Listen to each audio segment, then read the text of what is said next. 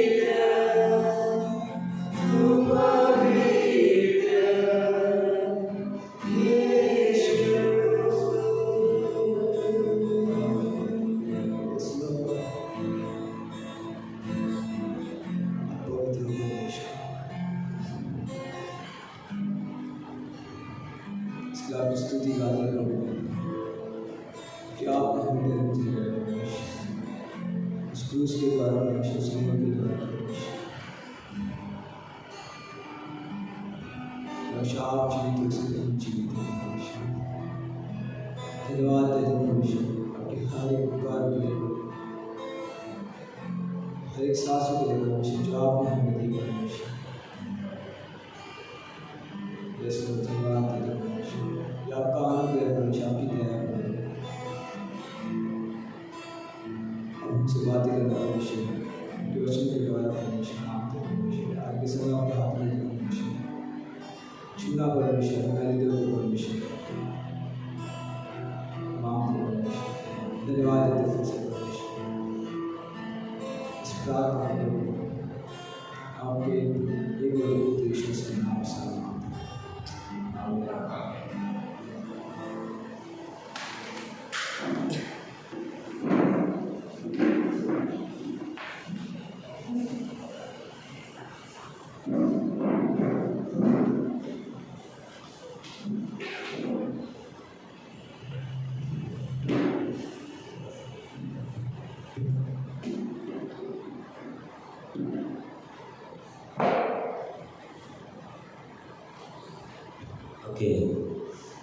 सबको जय मसीह। बहुत अद्भुत है, आप लोग को देख के अच्छा लग रहा है। कॉन्फ्रेंस चल रहा है, इसलिए बहुत सारे लोग वहाँ पे हैं, ऑलमोस्ट आधा लोग तो वहाँ पे हैं। इसलिए समय थोड़ा छोटा रखा गया था, कलीसिया का समय जल्दी रखा गया था, क्योंकि सब लोग वहाँ पे हैं। बहुत सारे लोग वहाँ का भी अटेंड करना चाहते हैं, पास्टर साल आए हुए हैं। हमारे पीछे नया कोई नहीं है, विश्वास योग्य रहने के लिए धन्यवाद। सूचना ये है कि अभी सब कुछ इस हफ्ते में अपने समय के अनुसार चलता रहेगा। जो भी रहेगा आपको व्हाट्सएप पे डिटेल्स बता दिया जाएगा, और जो आउटरीच है वो अपने समय पे रहेगा, क्लासेज अपने समय पे रहेंगे, बाकी जो भी रहेगा क्या है समय के अनुसार रहेगा। कोई बदलाव नहीं है, जो रहेगा वो बता दिया जाएगा आपको।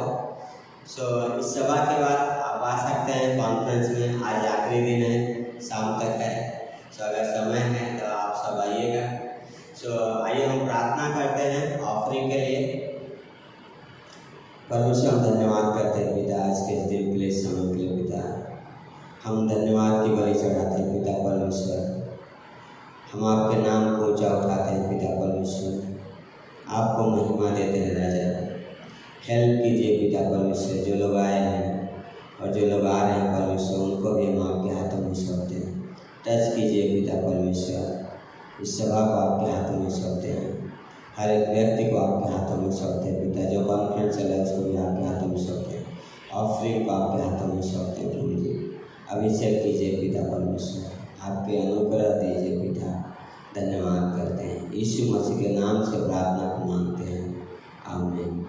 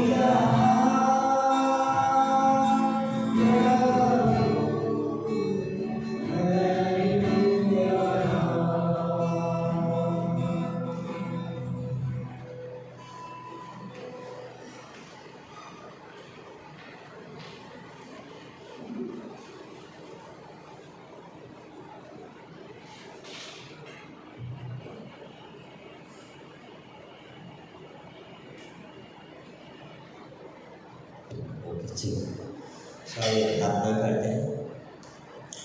प्रभु परमेश्वर हम धन्यवाद करते हैं पिता, आज के इस दिन के लिए हम धन्यवाद करते हैं पिता। हम आपके अनुग्रह के सिंहासन के पास आते हैं, हम आपके अनुग्रह की मांग करते हैं पिता। हेल्प कीजिए पिता परमेश्वर, ये कलीसिया आपके हैं पिता, आपके लोग हैं परमेश्वर, हम आपकी प्रजा हैं पिता परमेश्वर। आपने हमारे लिए क्रूस पे अपना जान दिया, अपना लहू बहाया पिता। हेल्प कीजिए आपके इस अनुग्रह को समझने के लिए पिता। आप हमसे बातें कीजिए पिता परमेश्वर, इन वचनों पे मनन करने के लिए सहायता कीजिए पिता। आपकी महिमा धन्यवाद करते हैं, यीशु मसीह के नाम से प्रार्थना को मांगते हैं, आमीन। बहुत अच्छा लग रहा है आप लोग को देख के। हम लोग रोमियो के 8वें अध्याय में जाएंगे, कुछ पंक्तियाँ पढ़ेंगे वहाँ पे, रोमियो का 8वां अध्याय। मुझे आशा है कि सबको हिंदी आती है, किसी को ऐसा नहीं कि इंग्लिश नहीं आती, इंग्लिश की ज़रूरत है ना? Okay good. 8वें अध्याय की पहली पंक्ति पढ़ते हैं। अतः अब जो मसीह यीशु में हैं उन पर दंड की आज्ञा नहीं, क्योंकि वे शरीर के अनुसार नहीं वरन आत्मा के अनुसार चलते हैं। क्योंकि जीवन की आत्मा की व्यवस्था ने मसीह यीशु में मुझे पाप पर और मृत्यु की व्यवस्था से स्वतंत्र कर दिया। पौलुस कुछ चीज़ें क्या कर रहा है, डिक्लेयर कर रहा है। ये क्या है, एक कोर्ट रूम की घोषणा है, और वही चीज़ पौलुस यहाँ पे लेके आया है। बोलते आप जो मसीह यीशु में हैं उन पे दंड की आज्ञा नहीं।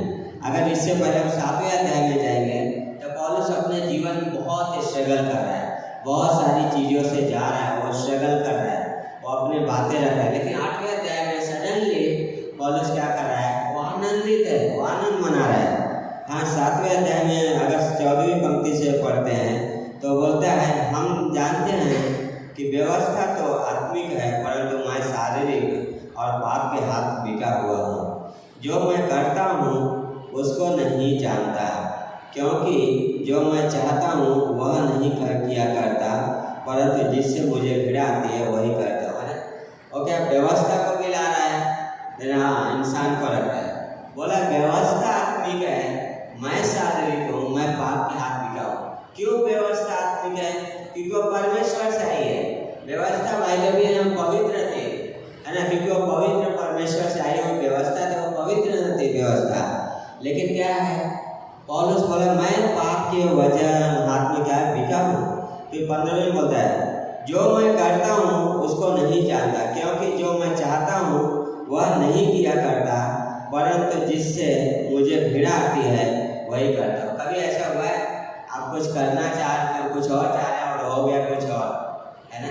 पौलुस सेम चीज अपने जीवन में क्या कर रहा है, वो अनुभव कर रहा है, करना कुछ और चाह रहा है और हो कुछ और रहा है। और इसलिए वो बोल रहा है कि मैं चाहता कुछ और होगा लेकिन पर कुछ और हो रहा है, क्योंकि मैं पाप की वजह से, हाँ, पाप की वजह से, और किसी को गलत नहीं करना चाह रहा लेकिन वो चीज़ें हो रही है, पाप का परिणाम जो है उसकी वजह से बोल रहा सारी चीज़ें हो रही, क्योंकि मैं उस पापी स्वभाव में जी रहा है। तो 7वें अध्याय में पौलुस क्या है, अपने जीवन में स्ट्रगल कर रहा है। भाई हर विश्वासी अपने जीवन में कभी न किसी भी इस अनुभव से जाता है। रोमियो के 7वें अध्याय से आप पढ़िए, 7वें अध्याय में करीब 16-17 बार पौलुस मैं शब्द का जिक्र करता है कि मैं जो करना चाहता हूँ। क्यों कर रहा है? क्योंकि वो अपने उस फ्लैश में स्ट्रगल कर रहा है पौलुस, और उस चीज़ को यहाँ पे लेकर है। 16 में बताया, यदि जो मैं नहीं चाहता वही करता हूँ तो मैं मान लेता हूँ कि व्यवस्था भली है, तो ऐसी दशा में उसका करने वाला मैं नहीं वरन पाप है जो मुझ में बसा हुआ है। क्योंकि मैं जानता हूँ कि मुझ में अर्थात मेरे शरीर में कोई अच्छी वस्तु वास नहीं करती। इच्छा तो मुझ में है, परंतु भले काम मुझ में से बन नहीं पड़ते। क्योंकि जिस अच्छे काम की इच्छा मैं करता हूँ वह तो नहीं करता, परंतु जिस बुराई की इच्छा नहीं करता वही किया करता हूँ। अतः यदि मैं वही करता हूँ जिसकी इच्छा नहीं करता, तो उसका करने वाला मैं न रहा, परंतु पाप जो मुझ में बसा हुआ है। देख रहे हैं, पौलुस उस चीज को जाकर लेके क्या एक्सप्लेन कर, समझा रहा है। मैं करना कुछ और चाह रहा हूँ पर कर नहीं पा रहा हूँ, है, इसलिए उस व्यवस्था को भी दोष नहीं लगा सकते। कोई भी व्यक्ति व्यवस्था को बाय द वे दोष नहीं लगा सकता, क्योंकि व्यवस्था परमेश्वर ने तब दिया था जब लोगों ने बोला हाँ हम इस व्यवस्था का पालन करेंगे। परमेश्वर ने वहाँ उनको पूछा क्या तुम इन आज्ञाओं का पालन करोगे? उन्होंने इस्राएल ने बोला हाँ। तब जाके परमेश्वर ने उस व्यवस्था को दिया। इसलिए पौलुस बोला व्यवस्था तो भली है, हाँ, लेकिन वो बोला मैं नहीं कर पा रहा हूँ, मैं परमेश्वर की आराधना करना चाह रहा हूँ पर नहीं कर पा रहा हूँ। मैं बार बार फ्लैश में जा रहा हूँ, बार बार अपने बारे में सोच रहा हूँ, मैं परमेश्वर के बारे में मनन कर रहा हूँ लेकिन अपने बारे में हुआ है ना। सो पौलुस उस जीवन में क्या है स्ट्रगल कर रहा है। अगर 5वें अध्याय में जब हम देखते हैं तो ये 5, 6 और 8 ये तीनों बहुत अद्भुत अध्याय है। रोमियो का 5वां अध्याय होता है अतः जब हम विश्वास से धर्मी ठहरे तो अपने प्रभु यीशु मसीह के द्वारा परमेश्वर के साथ मेल रखते हैं ना। क्या बोला? हमने विश्वास किया और उस विश्वास के द्वारा हम धर्मी ठहराए गए, तब उस धर्मी ठहराए जाने के अनुसार जीवन जिए, उस यीशु मसीह के अनुसार मेल मिलाप में रहे। हाँ, कितना अद्भुत है। लेकिन 6वें अध्याय में वापस आके पौलुस सवाल खड़ा करता है, बोलता है तो हम क्या कहें? क्या पाप करते रहे कि अनुग्रह होता है? सवाल खड़ा कर रहा है, क्या कहें? क्या हम पाप करते रहे कि अनुग्रह बहुत हो? हम पाप से धर्मी ठहराए गए? हाँ, परमेश्वर ने हमें अनुग्रह दिया है, लेकिन पौलुस सवाल पूछा क्या हम पाप करते रहे? क्या हम धर्मी ठहराए गए? पाप क्षमावत का मैं पुराने जीवन को जीऊं, क्या पहले के जैसे जीवन जीऊं? सवाल लेके आ रहा है ना। ये हम सब के लिए है। हमारा जीवन परमेश्वर के लिए है। हमारा जीवन परमेश्वर के द्वारा दिया गया एक तोहफा है। ये नया जीवन है क्योंकि हम परमेश्वर की संतान हैं। इसलिए पौलुस बोल रहा है क्या हम पाप करते रहे? हाँ, क्या हम घर में हमें अनुग्रह बहुत मिले? हाँ, देख बोलता है कदापि नहीं। जब हम पाप के लिए मर गए तो फिर आगे कुछ में कैसे जीवन बिताया है? बहुत अद्भुत है। पहले सवाल खड़ा कर रहा है, फिर उत्तर दे रहा है कि हम पाप के लिए मर गए, हम उसमें जीवन नहीं बिता सकते, है ना। बहुत अद्भुत है। पता है कई बार आप जब किसी कंपनी में काम करते हैं, कुछ आपके साथ बुरा हो जाता है, आप कंपनी छोड़ देते हैं, आप वहाँ पे नहीं जाना चाहते हैं ना। हमेशा के लिए क्या है, आप अपने जीवन में स्ट्रगल पसंद करेंगे, बहुत सारी चीज़ें, लेकिन बोलेंगे मैं ये चीज़ नहीं चाहिए अभी। उसी तरीके से पौलुस बोल रहा है जिस पाप के लिए, जिस पापी स्वभाव के लिए मैं मर गया तो उसके लिए मैं कैसे जीवन बिताऊं? हाँ, सवाल लेकर आया पौलुस। बहुत अद्भुत सवाल लेकर आया, कैसे मैं उसमें जीवन बिताऊं? हाँ, पहले बोलता था विश्वास से धर्मी ठहराया गया, है ना। पौलुस ये नहीं बोला आपने व्यवस्था के द्वारा धर्मी ठहराया गया, ये नहीं बोल रहा है कर्मों के द्वारा धर्मी ठहराया गया, ये नहीं बोल रहा है कि आपके योग्यता के अनुसार धर्मी ठहराए गए, लेकिन बोलता है विश्वास के द्वारा हम धर्मी ठहराए गए। हाँ, कोई है यहाँ पे जो अपने योग्यता के अनुसार धर्मी ठहराए गए? नहीं, हम सब परमेश्वर के अनुग्रह की वजह से, परमेश्वर की वजह से, उसके बलिदान की वजह से, उसके प्रेम की वजह से धर्मी ठहराए गए। और इसलिए पौलुस 5वें अध्याय में बोलता है कि जब विश्वास से धर्मी ठहराए गए तो यीशु मसीह के साथ मेल करते। एक ऐसा जीवन जो परमेश्वर को प्रसन्न करे, एक ऐसा जीवन जो परमेश्वर को महिमा दे, है ना। वो जीवन चाहिए जो पौलुस बोला कि हमने विश्वास से द्वारा धार्मिकता पाया है, तो वो जीवन जिए जो परमेश्वर को महिमा दे, जो परमेश्वर को ऊंचा उठाए। इसलिए 6वें अध्याय में होता है क्या हम पाप करते रहे कि अनुग्रह बहुत है, क्योंकि अगर पाप में जिए गए तो हम पाप में क्या है, पाप में बढ़ेंगे, अनुग्रह में नहीं बढ़ेंगे, प्रेम में नहीं बढ़ेंगे, एक दूसरे के साथ प्रेम नहीं रख पाएंगे, परमेश्वर से के प्रति प्रेम नहीं है फिर। हाँ, फिर हम परमेश्वर को ऊंचा नहीं उठा सकते। इसलिए पौलुस क्या है, वो शारीर लेकर आया। देन 7वें अध्याय में क्या है, वो स्ट्रगल अपना लेके आ रहा है, विश्वासियों को बता रहा है, कलीसिया को, तो तुम विश्वास से धर्मी ठहराए गए, तुम परमेश्वर से मेल रखो, हाँ, पाप से दूर रहो, वो जीवन का चुनाव करो जो परमेश्वर को महिमा दे। तेरे वो खुद को लेके आ रहा है पौलुस कि मैं जो करना चाहता हूँ वो नहीं करता। हर विश्वासी इन चीज़ों से जाता है।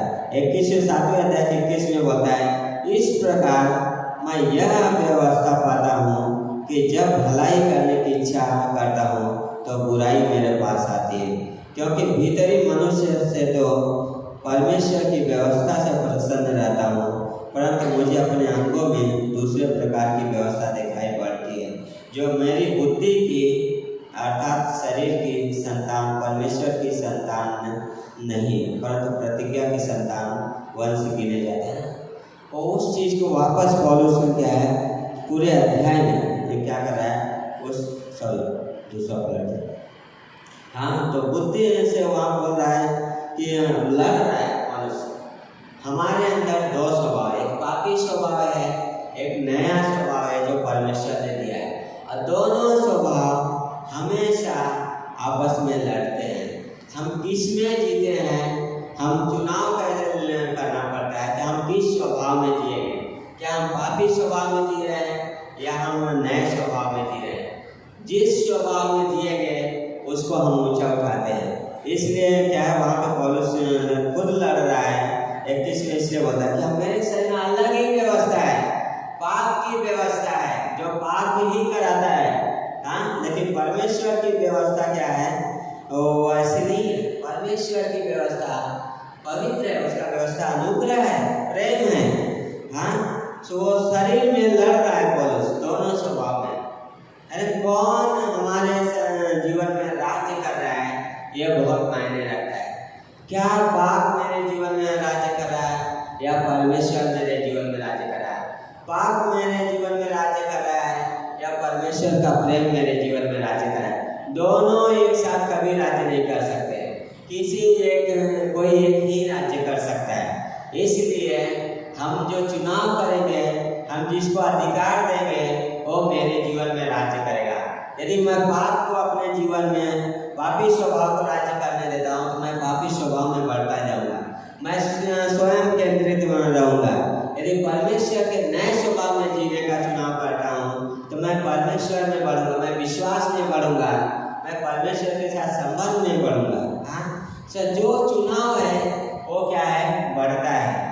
इसलिए पौलुस उस चीज़ को लेकर क्योंकि वो स्ट्रगल कर रहा है, पर 8वें अध्याय में आके क्या कर रहा है वो घोषणा कर रहा है कि अब जो मसीह यीशु में है दंड किया गया, उस स्थान को समझ पाया, वो उस चीज को समझ पाया परमेश्वर ने उसे क्या दिया है, वो कौन है परमेश्वर में वो समझ पाया पौलुस। इसलिए बोल रहा है कि अब मसीह यीशु में जो है उनके दंड की कोई आज्ञा नहीं है, क्योंकि यीशु मसीह ने सब कुछ कंप्लीट कर दिया है, क्रूस पे सभी दंड पूरा हो चुके हैं। इसलिए अब हम मसीह में हैं।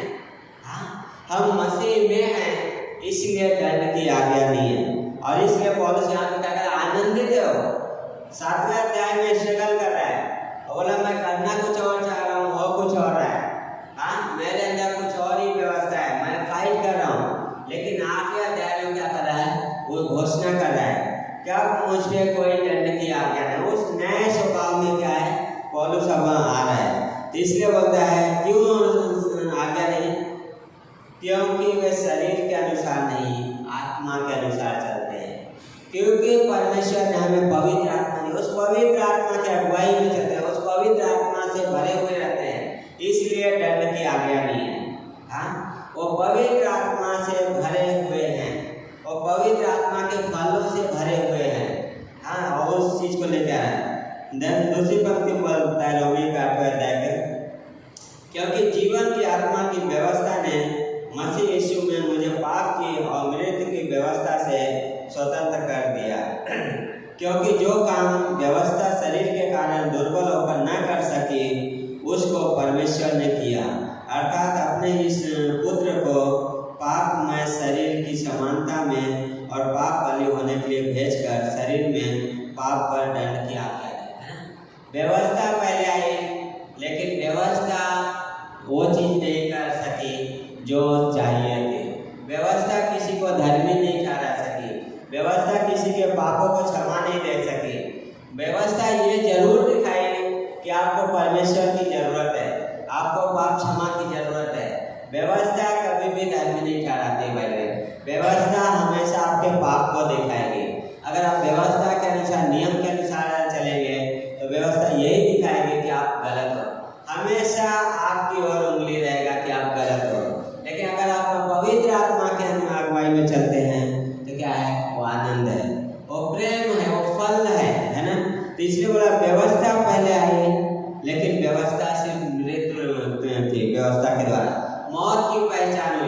की पहचान हुई, परमेश्वर की जरूरत है ये मिला। इसलिए हम व्यवस्था को दोषी नहीं ठहराते, क्योंकि व्यवस्था ने इतना दिखाया कि भाई तुम्हें परमेश्वर की जरूरत है, क्योंकि व्यवस्था परमेश्वर की ओर से आई, उस पवित्र परमेश्वर से आई, इसलिए व्यवस्था क्या है, पवित्र है। तीसरी बता, क्योंकि जो काम व्यवस्था शरीर के कारण दुर्बल होकर न कर सकी उसको परमेश्वर ने किया, अर्थात अपने ही पुत्र को पापमय शरीर की समानता में और पाप बलि होने के लिए बेचकर शरीर में पाप पर दंड किया गया है।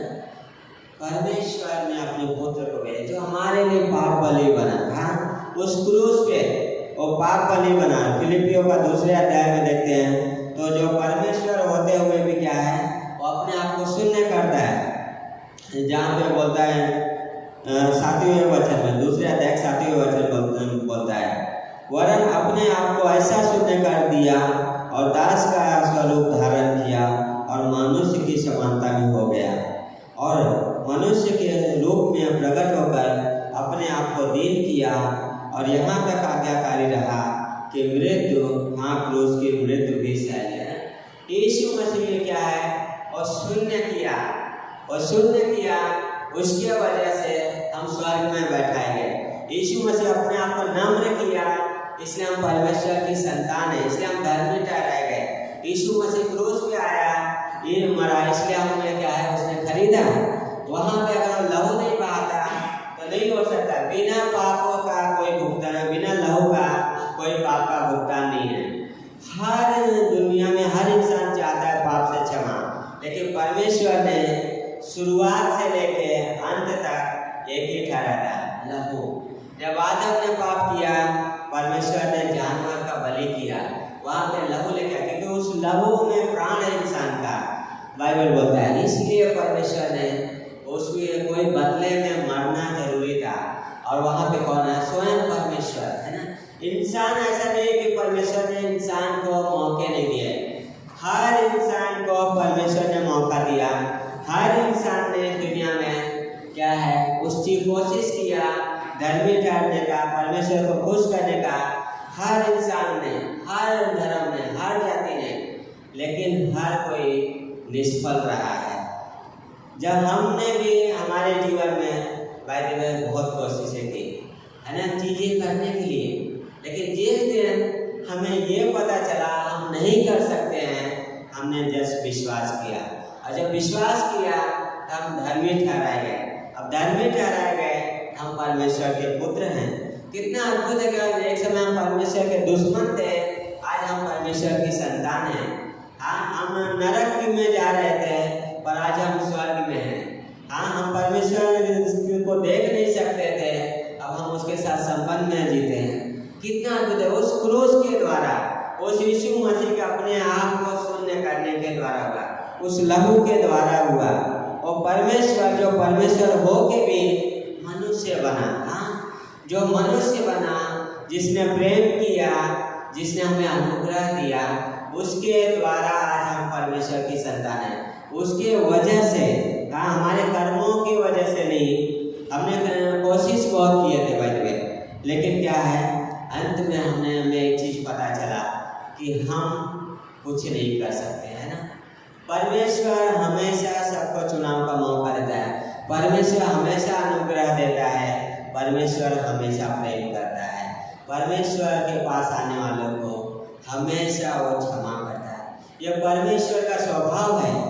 हम जब विश्वास में नहीं थे, तब भी हम देख सकते हैं कि परमेश्वर का अनुग्रह था।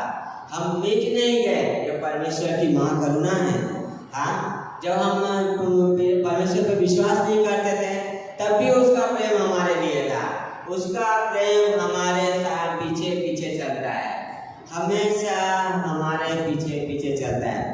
पता है, दाऊद राजा का एक बहुत खासियत था कि जब वो चरवाही करता था, उसके पास बहुत सारी भेड़ थे, लेकिन वो क्या करता, पता है, अगर कोई भेड़ है और प्रेग्नेंट है, तो प्रेग्नेंट भेड़ बहुत स्लो चलती है। 1 घंटे में मुश्किल से वो 1 किलोमीटर भी नहीं चलती, बहुत स्लो चलती है। उसके प्रेग्नेंट भेड़ के पीछे अगर आपको चलना है तो आपको बहुत पैसे लगता है ना।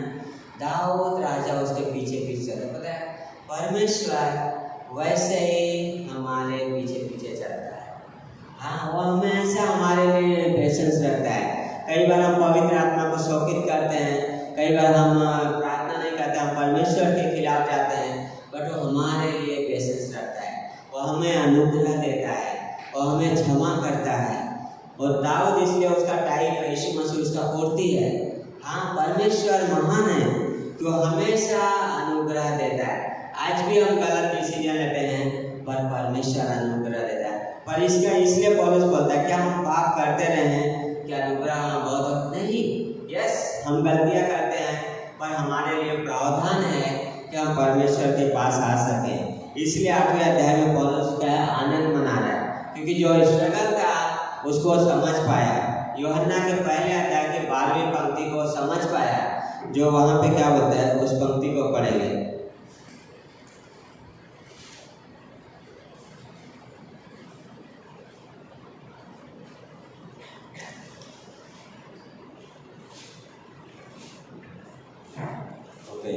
बोलता है 12वीं पंक्ति, परंतु जितनों ने उसे ग्रहण किया उसने उन्हें परमेश्वर की संतान होने का अधिकार दिया, अर्थात उन्हें जो उसके नाम पर विश्वास रखते हैं, है ना। जितनों ने ग्रहण किया परमेश्वर उन्हें क्या है, संतान होने का अधिकार दिया। और दूसरा एक चीज क्या होता है कि यीशु मसीह से हमने क्या पाया, अनुग्रह पे अनुग्रह। संसार से हमने व्यवस्था पाया, संसार से हमने नियम पाया, लेकिन हमने परमेश्वर से क्या पाया, अनुग्रह पे अनुग्रह, प्रेम पे प्रेम, है ना। परमेश्वर ने हमेशा हमसे प्रेम किया, परमेश्वर ने हमें नियम नहीं दिया, परमेश्वर ने हमें अनुग्रह दिया, परमेश्वर ने हमसे प्रेम किया। हाँ, इस दुनिया आपको बहुत कुछ ऑफर करेगी, लेकिन इस दुनिया में आपको अनुग्रह नहीं मिलेगा। प्रेम जरूर मिलेगा, लेकिन शर्त के साथ रहेगा। मैं ये करता हूँ, तुम यहाँ तक करना पड़ेगा ना। लेकिन परमेश्वर अनुग्रह भी देता है, बिना शर्त का प्रेम भी देता है। यही वो परमेश्वर जो हमें अनुग्रह भी देता है, साथ में बिना शर्त का प्रेम देता है। हाँ, वो परमेश्वर, तो हमने उससे क्या पाया, परमेश्वर की संतान है, इसलिए हमें सब कुछ दे दिया गया है। हमने उस पर अनुग्रह पे अनुग्रह पाया। मूसा के द्वारा व्यवस्था आया, पर यीशु मसीह के द्वारा अनुग्रह और सच्चाई आया, है ना। परमेश्वर ने हमें अनुग्रह दिया, उस अनुग्रह के द्वारा हम धर्मी ठहराए गए, और सच्चाई ये है कि हम परमेश्वर की संतान हैं। हाँ, ये हम जानते हैं, ये सच्चाई है कि हम परमेश्वर की संतान हैं। अब हम मसीह में हैं, अब हम पे दंड की आज्ञा नहीं है। ये सच्चाई है जो हमने यीशु मसीह से पाया है। हमने अनुग्रह पाया जो धर्मी ठहराया। सच्चाई ये बताती कि आप परमेश्वर की संतान हैं, आप मसीह में हैं, आप मौत से स्वतंत्र हैं, आप पे दंड की आज्ञा नहीं है, आप परमेश्वर के वारिस हैं। हाँ, ये सच्चाई है, और उस सच्चाई में हमें जीना है। जो पौलुस बोला है, हम पाप में जिएंगे तो हम परमेश्वर से दूर रहेंगे, उसके जो पवित्र आत्मा का फल है वो हमारे जीवन में नहीं मिलेगा, उसका हम आनंद कभी नहीं ले पाएंगे। यदि हम पवित्र आत्मा के नियंत्रण में जीवन जीते हैं, परमेश्वर के प्रेम से भरे रहते हैं, तो हम उस फलों का आनंद ले पाएंगे। उस सच्चाई में हमें जीना है जो परमेश्वर ने दिया। हम परमेश्वर की संतान हैं, हम क्या है, जयवंत से भी बढ़ते हैं। इसलिए पौलुस बोलता है 1 कुरिन्थियों 15वें अध्याय में, हे मौत तेरी डंक कहाँ रही? उधर बोलता क्या है कि धन्यवाद हो परमेश्वर का जो मसीह यीशु में हमें जय के उत्सव में लेके चलता है। हाँ, और धन्यवाद कर रहा है कि यीशु मसीह में हमें जय के उत्सव में लेके चलता है। जो भी आनंद, प्रेम, शांति, अनुग्रह है, सब यीशु मसीह में है। यीशु मसीह के बाहर आपको नियम मिलेगा, यीशु मसीह के बाहर सजा मिलेगा, यीशु मसीह के बाहर आपको दोष मिलेगा। लेकिन यीशु मसीह में आज़ादी है, यीशु मसीह में प्रेम है, यीशु मसीह में अनुग्रह है, यीशु मसीह में दया है। सब कुछ यीशु मसीह में दिया है परमेश्वर ने। यीशु मसीह में विजय दिया है उसने हमें, क्योंकि यीशु मसीह हमारे लिए उस क्रूस पे आया, और सिर्फ क्रूस पे नहीं मरा, गाड़ा भी जो तीसरे दिन जिंदा हो गया। क्योंकि वो जिंदा है इसलिए हम क्या है, जयवंत हैं। हाँ, क्योंकि यीशु मसीह जिंदा हुआ इसलिए हम जयवंत हैं। यदि वो जिंदा नहीं होता तो नहीं बोल सकते थे, क्योंकि वो जिंदा है इसलिए हम क्या है, घोषणा कर सकते हैं। जो पौलुस ने घोषणा करा है, क्या अभी दंड की आज्ञा नहीं है, अभी मैं स्वतंत्र हूँ। कई बार हम विश्वासी गलानी में जीते हैं, कुछ चीजें हो जाती है तो हम उस गलानी में जीते, अरे हमने ऐसा कर दिया, कैसे अभी परमेश्वर, क्यों हम गलानी में जाते हैं पता है? क्योंकि हम परमेश्वर के स्वभाव को नहीं जानते, परमेश्वर के चरित्र को समझ नहीं पाते उस समय में, इसलिए हम गलानी में जीते हैं। लेकिन जब हम परमेश्वर के स्वभाव, उसके चरित्र को समझेंगे, उसके प्रेम को समझेंगे, तो हम पौलुस के जैसे बोल पाएंगे कि अब जो मसीह यीशु में हैं उन पे दंड की आज्ञा नहीं। हाँ, हमें क्या जानना है? परमेश्वर के स्वभाव को जानने की जरूरत है। कौन है परमेश्वर? जिसके को क्या है कि हमें अनुग्रह देता है। पता दाऊद के जीवन में खासियत है कि वो परमेश्वर के स्वभाव को जानता था, इसलिए जब नातान उसके पास आया, बोला तूने पाप किया है, परमेश्वर तेरे लिए 3 विपत्तियां ठहराता है, उसमें से तू एक चुन ले जो तेरे ऊपर है। पता है दाऊद बोलता है मनुष्य के हाथ में पड़ने से अच्छा कि मैं परमेश्वर के हाथ में पड़ूं। पता है अगर हम दूसरा शमूएल का 12-13 अध्याय पढ़ते हैं तो वहाँ पे अब्शालोम के टाइम पे वो लोग क्या बोलते हैं कि तेरा पिता, अब्शालोम का जो अहीतोपेल था, बोलता तेरा पिता इतना सामर्थी है कि 10,000 के बराबर है। हाँ सोचिए, अगर नजर के हिसाब से अगर देखा जाए तो क्या चुनाव करेगा कि मनुष्य से चलो लड़ लूंगा, इससे है ना, मुकाबला कर सकता हूँ। और दाऊद इतना सामर्थी था, पर वो क्या बोलता है मैं परमेश्वर के हाथ में पड़ूंगा। हाँ, दाऊद ने वो चुनाव किया परमेश्वर के हाथ में पड़ने का, है ना। वही चीज है कि हम किसके हाथ में पड़ने का चुनाव लेते हैं। क्या मैं अपने शरीर में फाइट कर रहा हूँ, अपने पुराने स्वभाव में लड़ रहा हूँ, या मैं पवित्र आत्मा को समर्पित करके उस आनंद में जीवन को जी रहा हूँ। ये हमारे हाथ में, परमेश्वर हर विश्वासी को फ्री विल दिया है, परमेश्वर हमें सब कुछ दे दिया है, लेकिन वो चुनाव देता है कि तुम किसके नियंत्रण में जीवन को जियोगे, पवित्र आत्मा के नियंत्रण में या अपने पापी स्वभाव के नियंत्रण में, पवित्र आत्मा की अगुवाई में या अपने समझ के अनुसार। हमारे हाथ में चुनाव है। पौलुस ने सारी चीजें उससे लेके आ रहा है क्योंकि पौलुस उस चीज को अनुभव किया और स्ट्रगल किया, लेकिन जब वो समझ पाया तो आनंद कराया। हाँ, परमेश्वर ने हमें धर्मी घोषित कर दिया है, पर कई बार हम वैसे जीवन जीते हैं जैसे अभी भी हम पापी हैं, पुराने बचे। यस, हम गलतियां करते हैं, हम गिरते हैं, पर परमेश्वर ने हमारे लिए प्रावधान रखा। इसलिए इब्रानियों का 4 अध्याय का 16वीं पंक्ति बोलता है परमेश्वर के अनुग्रह के सिंहासन के पास हियाव बांध के आओ। हाँ, हियाव बांध के आओ। कब हम उसके अनुग्रह के सिंहासन के पास हियाव बांध के आते हैं? जब हमें उसका चरित्र, उसका कैरेक्टर पता होता है, हम उसके पास हियाव बांधते हैं। हमें पता है वो अनुग्रह देगा, हमें पता है उससे हम प्रेम पाएंगे, हम उसके पास हियाव बांधते हैं। और वो चीज दाऊद में देखते हैं। पता है दाऊद और शाऊल दोनों साथ में थे। दाऊद भी गिरा, शाऊल राजा भी गिरा। हाँ, देखा जाए शाऊल राजा से ज्यादा दाऊद गिरा, पर दाऊद शाऊल से ज्यादा अनुग्रह भी पाया, परमेश्वर के प्रेम में जिया। लेकिन शाऊल के जीवन में वो चीज नहीं दिखता है। हाँ, शाऊल कभी भी परमेश्वर के पास पश्चाताप करने नहीं गया, लेकिन दाऊद हमेशा परमेश्वर के पास भागता है। उसके जीवन में खासियत है, कुछ भी होता था वो परमेश्वर के पास भागता था, उसके अनुग्रह के पास भागता था। और वही चीज इब्रानियों का लेखक बोलता है कि उसके उस अनुग्रह के सिंहासन के पास आया। नए नियम में हम 2 व्यक्तियों को देखते हैं ना, दोनों ने परमेश्वर का इनकार किया। पतरस ने इनकार किया, यहूदा ने इनकार किया, पकड़वा दिया, है ना। यहूदा जाके वहां पे पकड़वा दिया, बेच दिया यीशु मसीह को। लेकिन पता है दोनों गलानी में गए, लेकिन यहूदा उस गलानी में जीवन जीते जीते अपने जीवन को खत्म कर दिया। लेकिन पतरस ने जब समझ में आया, उसे जब यीशु मसीह ने उसकी ओर देखा तो उसने क्या किया? पश्चाताप किया, मन फिराया और उसने अनुग्रह पाया। वही पतरस प्रेरितों काम में खड़ा होकर क्या कर रहा है? घोषणा कर रहा है। जब बोला जा रहा है कि इस नाम से प्रचार नहीं करना, तो क्या बोल रहा है? मनुष्य की आज्ञा मानने से अच्छा है कि परमेश्वर की आज्ञा माने। हाँ, वही पतरस, क्योंकि उस अनुग्रह को, उस प्रेम को उसने ग्रहण किया और इसलिए वो पतरस खड़ा होकर वहां पे बोल रहा है। और अभी किसी भी हद तक जाने के लिए तैयार है, क्योंकि उसने उस परमेश्वर को जाना। जब इतिहास ये बताता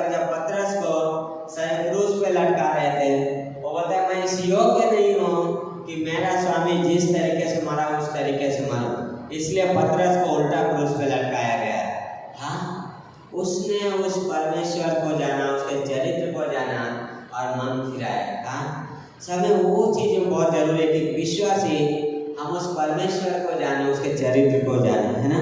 और जब हम उसको जितना जानते हैं उतना हमारा रिश्ता मजबूत होगा, उतना विश्वास बढ़ता जाएगा, है ना। हमारे पास विश्वास बढ़ेगा कि यस, मैं परमेश्वर के पास जा सकता हूँ, मैं परमेश्वर से अनुग्रह पाऊंगा, प्रेम पाऊंगा, है ना।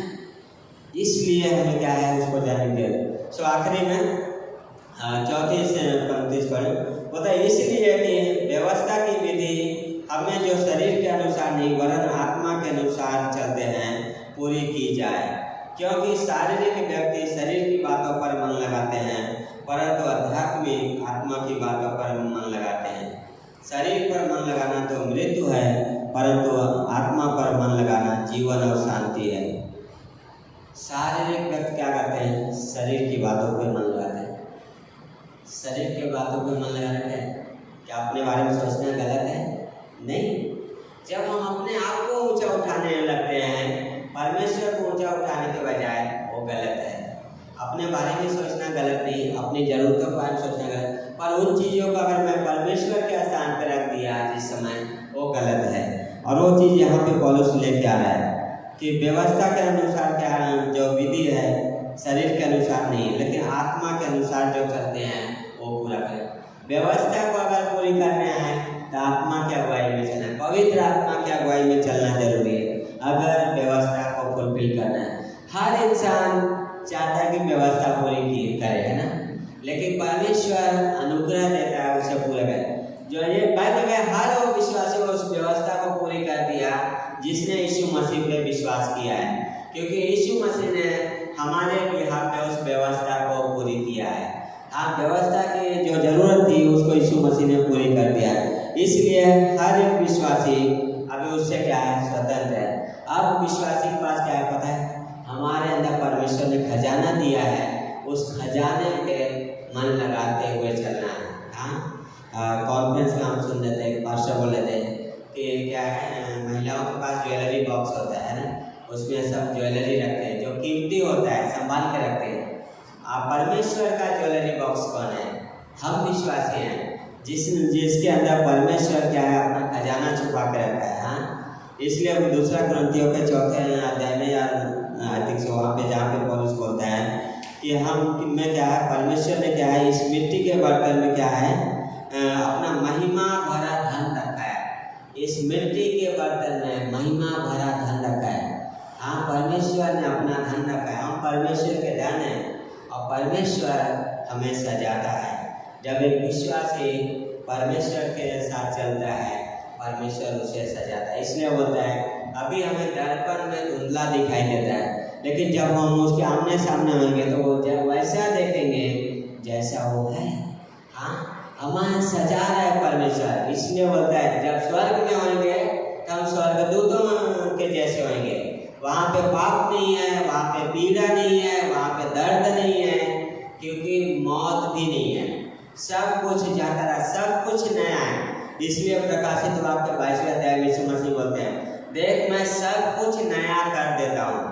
हाँ, जो सब कुछ नया कर देता हूँ। दूसरा कुरिन्थियों का 5वां अध्याय उसके 7वें पंक्ति क्या होता है, अब जो मसीह यीशु में क्या है, वो नई सृष्टि है। अब हम नई सृष्टि हैं, हम परमेश्वर के खजाना है। हमें परमेश्वर को उस खजाने को जो दिया है उस पर मन लगाते हुए चलना है। हाँ, शरीर पे मन लगाना मौत है, पर आत्मा पे मन लगाना जीवन और शांति है। जो परमेश्वर ने दिया है उस पर मन लगाना है। संसार इसलिए बोलता है, पहला यूहन्ना में बोलता है 330 अध्याय में, जहाँ पे बोलता है, हे प्रियो, ना तो संसार से न संसार की वस्तुओं से प्रेम रखो। हाँ, ना तो संसार से प्रेम रखो, ना ही संसार की वस्तुओं से। हम संसार में हैं जरूर, लेकिन संसार से प्रेम रखने के लिए नहीं। भाई एक हिसाब से देखा जाए सुनने के लिए गलत है, लेकिन क्या है, सही है। हम संसार की वस्तुओं से प्रेम नहीं रखते हैं। संसार से हम इसलिए प्रेम नहीं रखते कि हमें यहाँ रहना नहीं है।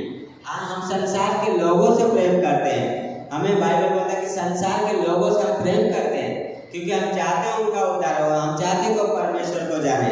लेकिन संसार की वस्तुओं से प्रेम करने के लिए बाइबल मना करता है। क्योंकि संसार की वस्तुएं यश आकर्षित करती हैं, लेकिन वो पाप की ओर लेके जाते हैं, परमेश्वर से अलग, है ना। संसार की वस्तुएं हमेशा परमेश्वर से अलग लेके जाते हैं। इसलिए बोलता है ना तो संसार से ना ही संसार की वस्तुओं से प्रेम रखो। संसार के लोगों से हमें प्रेम करना है, क्योंकि ये परमेश्वर की आज्ञा है कि अपने पड़ोसी से क्या है, प्रेम करो, और संसार की वस्तुओं से नहीं, है ना, क्योंकि वो क्या है, परमेश्वर के खिलाफ है ना। अगर संसार के से प्रेम करना मतलब शरीर पे मन लगाना, शरीर की चीजों पे मन लगाना। इसलिए बाइबल बोलता है कि क्या है, शरीर पे मन लगाना तो मौत है, और आत्मा पे मन लगाना जीवन और शांति है। तो साथ ही बोलता है क्योंकि शरीर पे मन लगाना तो परमेश्वर से बैर रखना है, क्योंकि ना तो परमेश्वर की व्यवस्था के अधीन है और ना हो सकता है ना। जब हम अविश्वासी थे, हम शरीर के अनुसार ही जी रहे थे, हम शरीर पे ही मन लगाते थे और हमेशा परमेश्वर के बैरी रहे। पर जब हमने उस आत्मा की बातों को समझा, जब उस पर मन लगाया, विश्वास किए, हम परमेश्वर की संतान हो गए। सब क्या है, अगर एक विश्वासी शरीर के अनुसार जीता है, क्या वो उद्धार खो देगा? नहीं, कभी विश्वासी अपना उद्धार खोएगा नहीं। वो सुरक्षित है, लेकिन परमेश्वर से वो जो संगति है उसको खो देगा। उसके अंदर वो शांति नहीं रहेगा, उसके अंदर वो प्रेम से भरा हुआ नहीं रहेगा, और फिर वो हमेशा गलानी में जीता रहेगा। इसलिए बोलता है कि संसार शरीर के अनुसार जीवन मत बिताओ। आठवीं बता, क्योंकि और जो शारीरिक दशा में है वे परमेश्वर को प्रसन्न नहीं कर सकते। जो शारीरिक दशा में हो परमेश्वर को प्रसन्न नहीं। आज लोग दुनिया में क्या है, परमेश्वर को प्रसन्न करने के लिए क्या नहीं करते हैं। लोग परिवार को छोड़ देते हैं, लोग घर छोड़ के सब कुछ त्याग के बहुत दूर दूर तक जाते हैं, लेकिन कोई भी ऐसा नहीं मिला आज तक जो ये बोले कि मैंने परमेश्वर को प्रसन्न किया। हाँ, लेकिन एक विश्वासी के अंदर और निश्चय है कि उसने परमेश्वर को प्रसन्न किया, क्योंकि परमेश्वर ने उस काम को पूरा किया है, इसलिए हमारे पास निश्चय है। नबी बोलता है, परंतु जब कि परमेश्वर का आत्मा तुम में जो बसता है, तो तुम जो शारीरिक दशा में नहीं परंतु आत्मिक दशा में हो। यदि किसी में मसीह का आत्मा नहीं तो उसका जड़ नहीं। हमें अपने आप को परखने की जरूरत है ना। हम विश्वास में, यस, हम किसी पे दोष नहीं लगाते हैं, हम किसी को परखते नहीं कि तुम उद्धार हो कि नहीं। यदि कोई बोलता है कि आप विश्वास में, मैं विश्वास करता हूँ, तो हम विश्वास करते तो मसीह में हमारा भाई बहन है ना। सो ये चीज़ बहुत अद्भुत है कि शारीरिक व्यक्ति कभी परमेश्वर को प्रसन्न नहीं कर सकता। बाइबल इस बात पे क्लियर है। क्यों पौलुस इन सच्चाइयों के लेके आ रहा है? क्योंकि हम सब ने अपने जीवन में उन सारी चीज़ों का अनुभव किया। हम सब ने अपने जितने भी अच्छे काम हो सकते थे सब कुछ किए। पौलुस ने अपने जीवन में उस चीज़ को देखा। जब वो अविश्वासी था, प्रेरितों का 9वें अध्याय से पहले वो क्या था, और शरीर के अनुसार जीवन जिया। उसको लग रहा था परमेश्वर को प्रसन्न कर रहा है, परमेश्वर के कार्य कर रहा है, लेकिन वो बढ़ता जा रहा था। गलाती दूसरे अध्याय में बोलता वहाँ पे, मैं बढ़ता जा रहा था, अपने साथ वालों से अधिक ज़्यादा उत्साहित था, पर जब परमेश्वर के अनुग्रह को जाना तो सब कुछ व्यर्थ हो गया उसके लिए, है ना। इसलिए फिलिप्पियों तीसरे अध्याय में बोलता है कि मसीह को पाने के लिए मैं उस निशाने की ओर दौड़ा जाता हूँ, बाकी चीज़ें क्या मेरे लिए बुरा है। हाँ, इस संसार की वस्तुएं एक विश्वासी के लिए बुरा है, लेकिन परमेश्वर की वस्तुएं क्या है, हमारे लिए खजाना है। उस खजाने पे मन लगाना जो परमेश्वर ने हमें दिया है। हाँ, हमें उस चुनाव करना है जो परमेश्वर ने दिया। हमें परमेश्वर ने फ्री विल दिया है।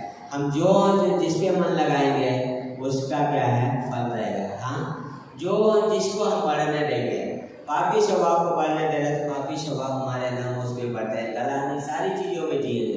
देखिए, अगर पवित्र आत्मा की अगुवाई में जीते हैं, पवित्र आत्मा से भरे हुए हैं, तो हम उस आनंद, शांति, प्रेम से भरे रहेंगे। हाँ, हमारा परमेश्वर के साथ शांति रहेगा। हमारे जो रिश्ते हैं उसमें भी हम शांति महसूस करते हैं जब हम पवित्र आत्मा के अनुसार चलते हैं। हमारे से परमेश्वर हमारे इस वर्टिकल संबंधों में हीलिंग नहीं लेके आता है, क्या है, जो इस संसार में जो हमारे संबंध है उनमें भी परमेश्वर शांति देता है। जब एक विश्वासी उसके अनुग्रह में जीता है, जब वो एक विश्वासी पवित्र आत्मा के कंट्रोल में जीवन को जीता है। इसलिए 8वें अध्याय में पौलुस क्या है, उस चीज़ को लेकर घोषणा कर रहा है। 5वें में बोलता है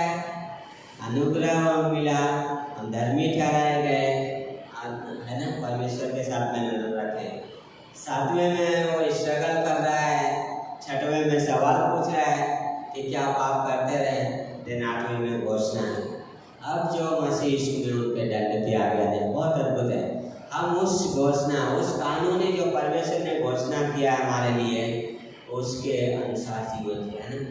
सो बहुत अद्भुत। आइए हम प्रार्थना करते हैं। परमेश्वर हम धन्यवाद करते हैं पिता आज के इस दिन के लिए, समय के लिए पिता परमेश्वर। हम आपके पास आते हैं पिता, आपके अनुग्रह के सिंहासन के पास आते हैं। आपके अनुग्रह के लिए हम धन्यवाद करते हैं पिता, धन्यवाद करते हैं। हम आपको महिमा देते हैं। हेल्प कीजिए पिता परमेश्वर, आप अगुवाई कीजिए पिता, आपकी महिमा में पाए। धन्यवाद करते हैं प्रभु जी, हेल्प कीजिए पिता। यीशु मसीह के नाम से प्रार्थना को मांगते हैं, आमीन।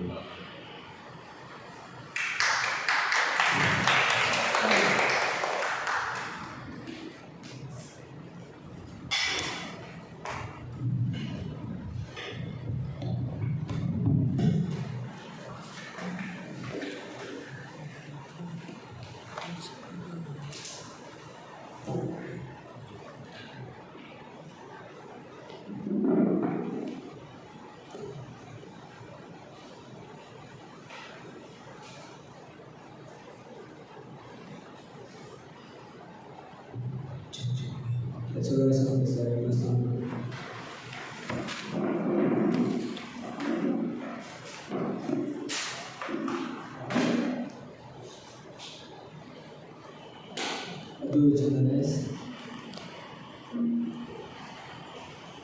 परमेश्वर को प्रसन्न करने के लिए बहुत सारी चीज़ें करते हैं, परंतु परमेश्वर प्रसन्न किस चीज़ से होता है? उसके पुत्र के द्वारा, उसके कार्य के द्वारा, उसके द्वारा हम परमेश्वर को नजदीक आए। आप चाहते हो कि उसका राज्य आपके जीवन में, उसके पुत्र का राज्य है। अगर वो राज्य नहीं करेगा तो शैतान राज करेगा। सारे मिलके गाते इसके तू राज करे सारी दुनिया में, जितने के लिए यीशु नाम के लिए।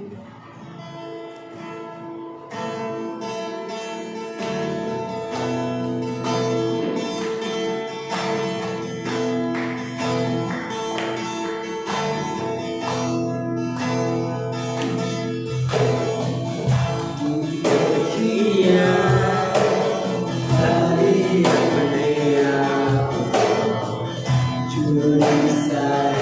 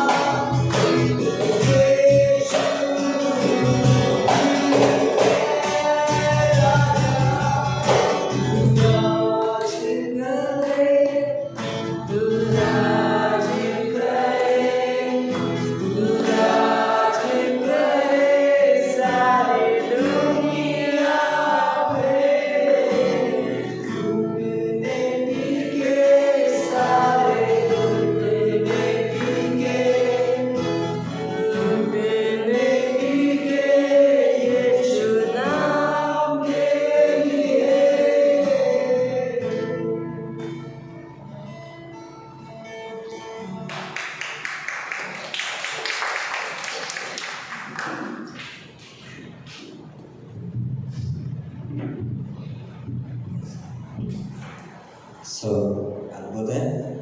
आखिर फिलिपियों का कुलुसियों का तीसरा अध्याय पहली पंक्ति बोलता है, अतः जब तुम मसीह के साथ जिलाए गए तो स्वर्गीय वस्तुओं की खोज में रहो जहाँ मसीह विद्यमान है और परमेश्वर के दाहिनी ओर बैठा है।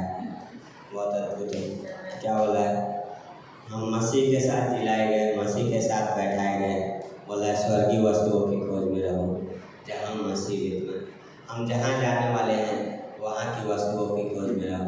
आप जब सिटी बदलते हैं तो क्या करते हैं? वहाँ के बारे में पढ़ाई करते हैं ना, और जानना चाहते हैं कैसा है जगह।